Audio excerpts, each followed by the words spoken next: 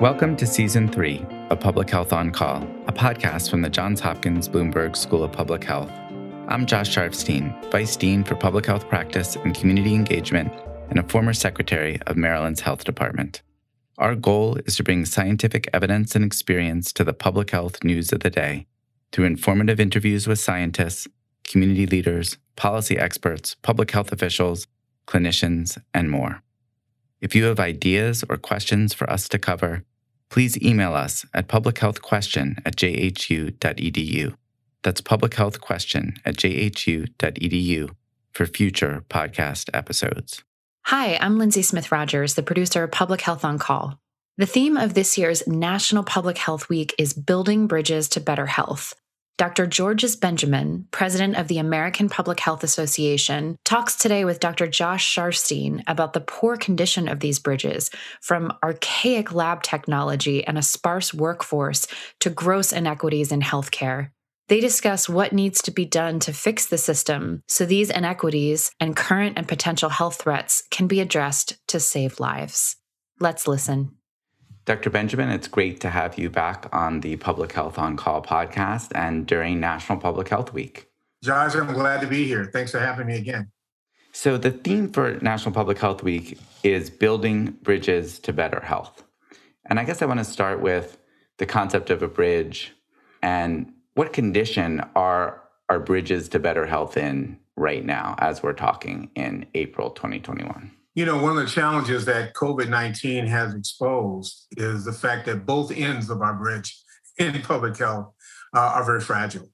If you think about all of the public health activities and threats that we've had over the last several years, we really haven't done as well as the science says we could have done. You know, the opioid epidemic, lots of red flags were missed throughout the whole health system. Opioids, obesity, we made inroads, but just as we were making inroads, of course, it's like everything else, it kind of flattened out and then it stopped. If you really go back and look at some of the other infectious disease outbreaks, Zika, we really had to rebuild, and by the way, we never really did rebuild it, our mosquito control programs. And so I think what COVID has done is really showed us how broke the system really is, and how much work we have to do of both building, as we kind of metaphorically say, the anchors of both of those bridges, and then building that bridge into the future to have the public health system that we all know that the public deserves and we really need. So let me ask you just a few of the specifics kind of quickly here, but lab capacity. Do we have an issue with lab capacity in terms of the infrastructure of public health? We have a nice lab system, but it's still archaic. For example, we have not invested in the kind of lab capacity that has the modern genetic systems so that we can do the kind of disease surveillance that we know is capacity for both bacteria or viruses. Yeah. What about the workforce in public health?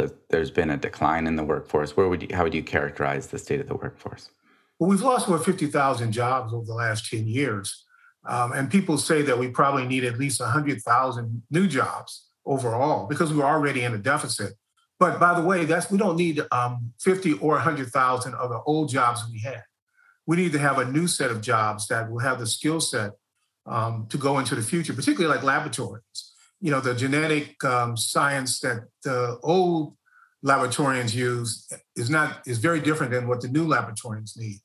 The surveillance systems, we're still doing contact tracing and the old way, banging on doors, talking to people. We need to figure out how we modernize contact tracing in a world where we can do crowdsourcing and electronic surveillance and things like that, and notifying people quite differently in the future than we've done in the past.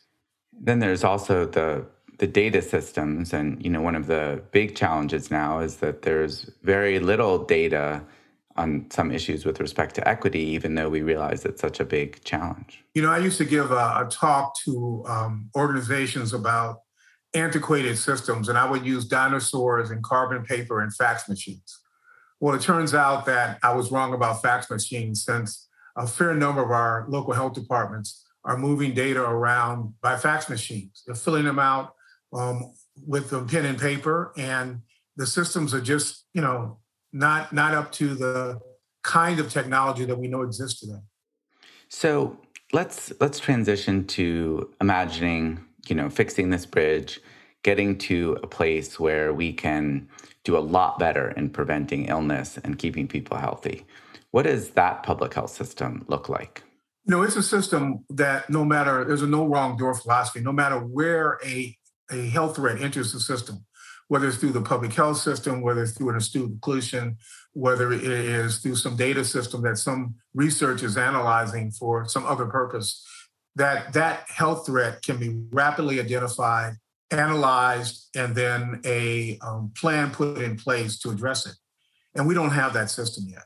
That requires modernized workforce, modernized data systems. That requires the ability to be able to deduplicate data so that we know that we're talking about patient A versus patient B. And that requires sitting back with a white sheet of paper and saying, okay, if we were going to design the system, what would it look like? What would the data systems look like? What would the workforce look like? And then let's project that 10 years ahead. And then how do we build that system for the future so that we're constantly investing in improvements through a total quality improvement process to get to the idealized system that we know that we deserve and need. So COVID, as you've pointed out, has really exposed the gaps in our current system. And at the same time, some of the responses to COVID, and most recently the American Rescue Plan, actually aims to close some of those gaps. And you have, for the first time, a major investment in the public health workforce. There is, I think, $500 million for CDC's data modernization initiative. How much do you think is going to change as a result of what's passed so far? Well, let me say that the potential is enormous to have substantial change. It is one-time money, though, and spending money thoughtfully and appropriately over the 2-year window in effect that we have will not be easy. And we're behind the curve already in terms of trying to design the blueprint that we need. And then we're going to have to make a long-term investment, which is somewhere between $4.5 and $7 billion annually to increase the base of public health funding and actually to be able to have it to be sustainable.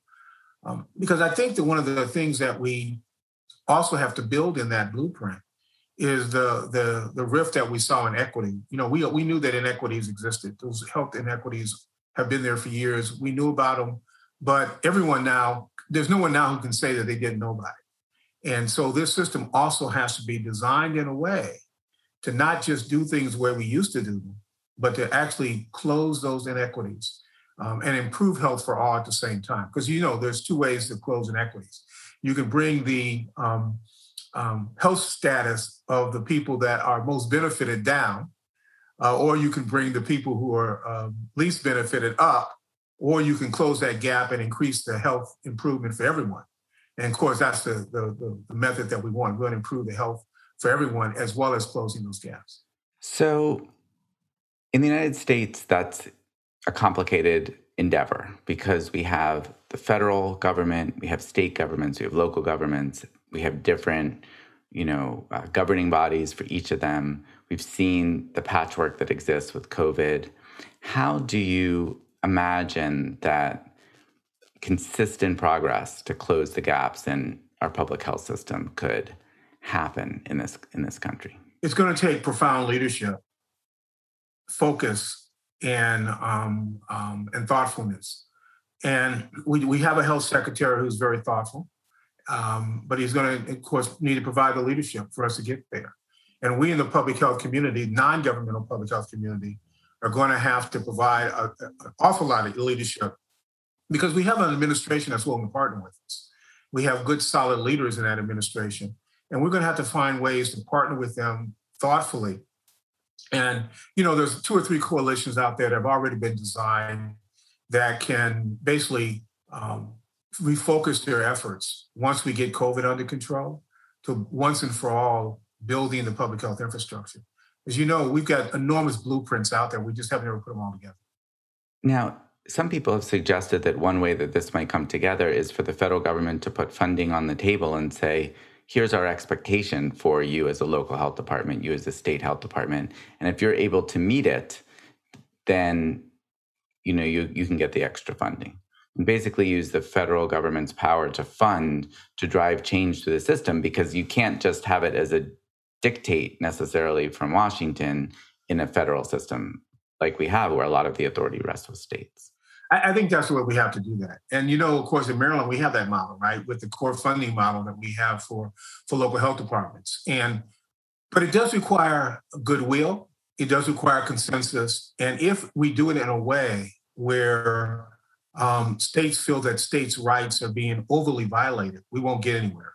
And so it's going to require the federal government to sit down with the governors in particular, and then mayors, and coming to some agreement that our public health system is truly broke. We all know that, but they have to agree to it. And then they have to say, okay, how do we jointly fund this project in a way that makes sense? And here are the things we think that are in the best interest of our nation. And then here's the matching funds you need to put up for that. So that, because, I'm concerned about once the feds put money on the table, the locals pulling that money away and letting it be supplanted.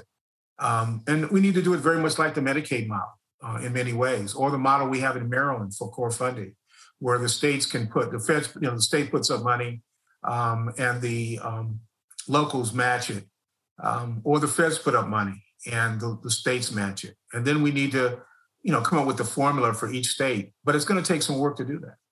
And what would you say if you were invited to talk at that meeting with the White House secretary and the governors? What would you say is at stake in that discussion? I think the health and well-being of Americans is at stake. It's no longer that we simply aren't going to get as healthy as we want to be as fast as we could be. I think that lives are at stake each and every day. And we see that with COVID. We're going to approach almost 600,000 deaths with this terrible COVID outbreak. We are no longer paying as much attention as we need to on the firearm-related deaths. We've kind of put aside the suicides, which are still occurring at record numbers in our community. We have people who are still dying of a whole range of chronic disease, heart disease, lung disease. Tobacco is still the leading preventable cause of death from a chronic disease perspective. And we're not really playing as much globally as we need to. We're not going to make sure everybody's healthy unless we really look at this from a global perspective as well. So it's going to take, I'm going to be advocating, if they let me in the room, for a strong partnership, a well-defined partnership between the federal, state, and local government, which codifies our legislative authority. Because as you and I have talked about often, how people really don't understand the public health authorities. We need to make sure people understand that. And we need to make sure that the money and the programs and the goals are all in alignment. Well, Dr. Benjamin, thank you so much for your leadership and congratulations on a successful end to National Public Health Week. Josh, thank you. I look forward to our future working together, and this has been a great week. Public Health on Call is produced by Josh Sharfstein, Lindsay Smith-Rogers, and Stephanie Desmond. Audio production by Spencer Greer, Niall Owen McCusker, C.N. Oates, and Matthew Martin, with support from Chip Hickey. Distribution by Nick Moran. Production support from Catherine Ricardo and Neiman Outland. Social media support from Brenda Haggader, Grace Holes Fernandez, and Caroline Wong. Thank you for listening.